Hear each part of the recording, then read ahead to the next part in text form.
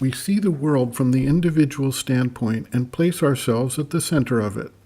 We believe we originate the thoughts, feelings, emotions, and responses we give. This, however, is very much the illusion of the ego sense. Consider that for the longest time, human beings believed that the sun rotated around the earth. Our language encompasses this belief even today when we talk about sunrise and sunset. This geocentric viewpoint was eventually replaced by what is called a heliocentric viewpoint, namely, that the earth rotates and also transits around the sun, thus creating the illusion of sunrise and sunset.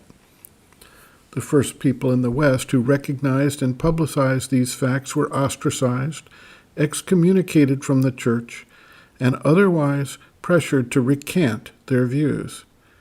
Eventually, they were found to have been justified in their beliefs, and even those who earlier opposed this recognized that the geocentric view of life on Earth was inaccurate.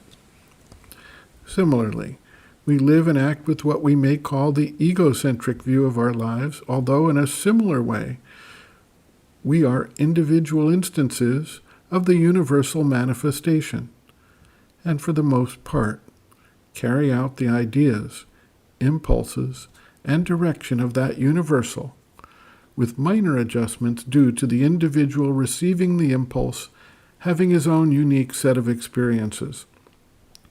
The Isha Upanishad proclaims this in the very first verse.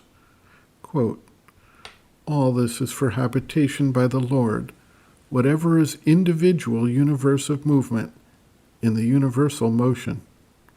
End quote.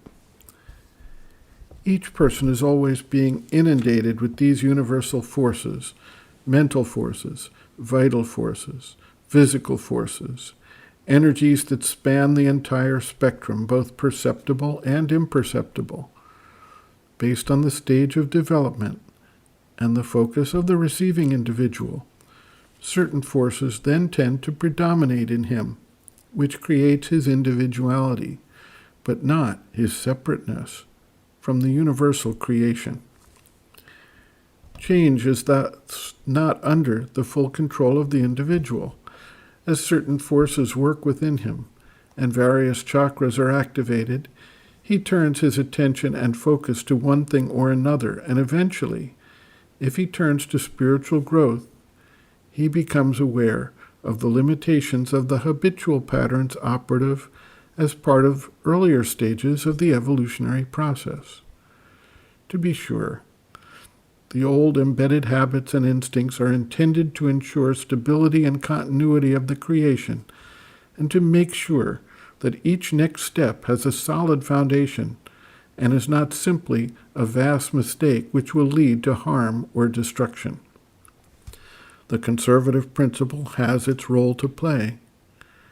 At the same time, through a process of opening to new forces and beginning to express them, a slow change begins to manifest for the individual and in the society as it responds to the new direction, similar to the adoption of the heliocentric model and the consequent move away from the geocentric model of Earth and its position.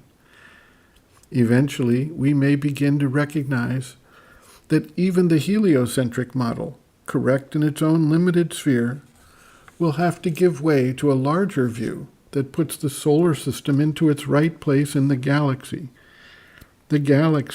into its right place in the universe, etc., etc. Human development mirrors in a certain way.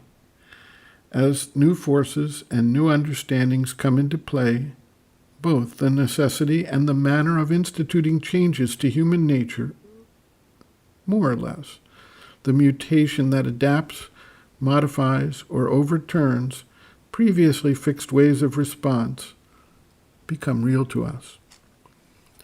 Sri Aurobindo observes, quote, "But what we are on the surface is being constantly set in motion, changed, developed, or repeated by the waves of the general nature coming in on us, either directly or else indirectly through others, through circumstances, through various agencies or channels.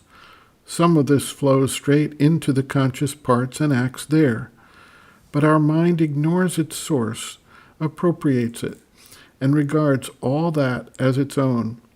A part comes secretly into the subconscious, or sinks into it, and waits for an opportunity of rising up into the conscious surface. A good deal goes into the subliminal, and may at any time come out, or may not, may rather rest there as unused matter. Part passes through, and is rejected, thrown back, or thrown out, or spilt into the universal sea. Our nature is a constant activity of forces supplied to us out of which, or rather out of a small amount of it, we make what we will or can. What we make seems fixed and formed for good, but in reality, it is all a play of forces, a flux, nothing fixed or stable.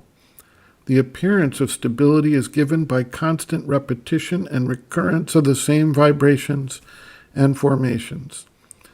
That is why our nature can be changed, in spite of Vivekananda's saying and Horace's adage, and in spite of the conservative resistance of the subconscious.